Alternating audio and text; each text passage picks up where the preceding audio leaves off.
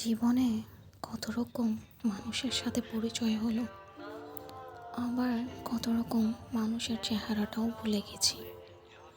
মানুষের চুপচাপ ধীরে ধীরে চোখের সামনে থেকে আড়াল হওয়া দেখে এখন আর অবাক লাগে না।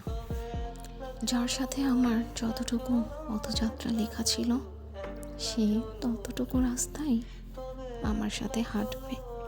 মাঝপথে আলাদা রাস্তায় ঢুকে পড়লে আমি আর আশ্চর্য হই না, কারণ চিরবাস্তবতা হলো মানুষ তার পছন্দের জায়গায় ছুটে চলে যায়।